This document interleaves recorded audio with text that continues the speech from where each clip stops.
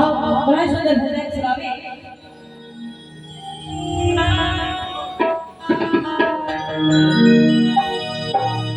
और बड़ा सुंदर भजन चढ़ बड़े आवाज में गाओ। हे लाल लाल अरहुल लाल लाठी छिहार हे अपने हाथ हे लाल लाल अरहुल लाठी छिहार हे अपने मैंने मीठी ताली बजा जो नीक लगे देखो सब कोई ताली बजा मैया की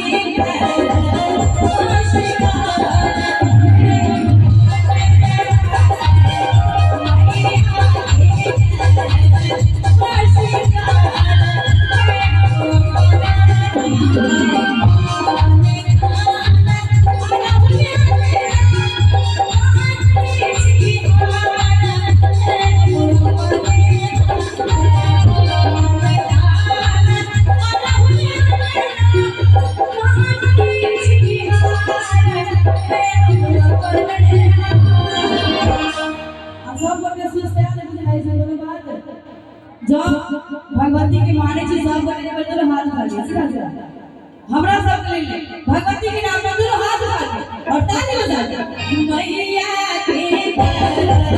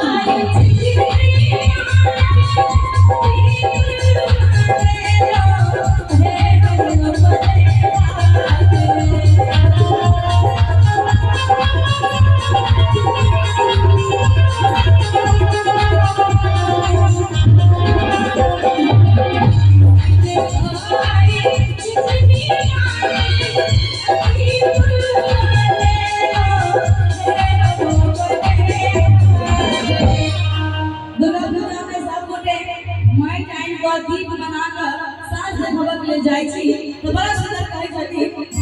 हे सैनिकाई चिकनी माटी दीप बनेरा हे अपने अगर सब कोई ताली बजाता ले सब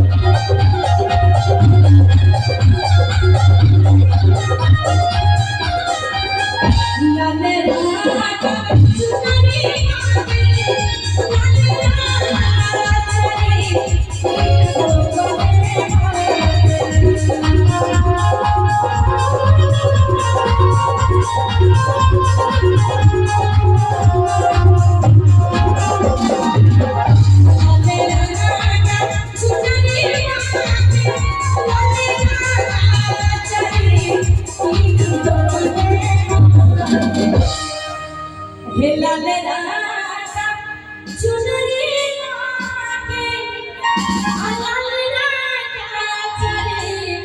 कीन भूले अरे काली बजा के लाल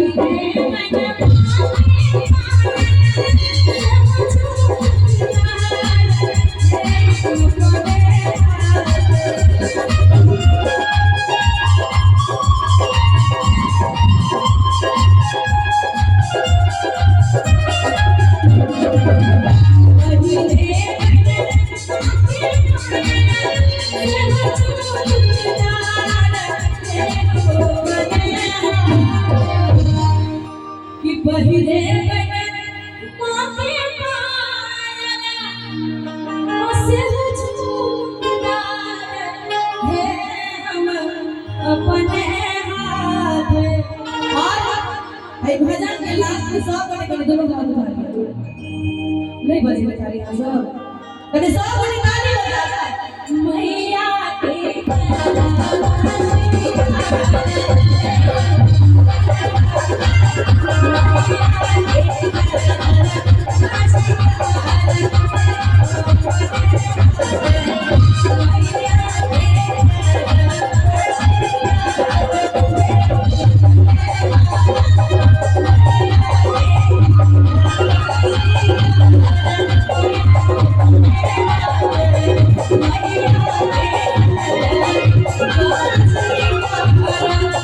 Yeah.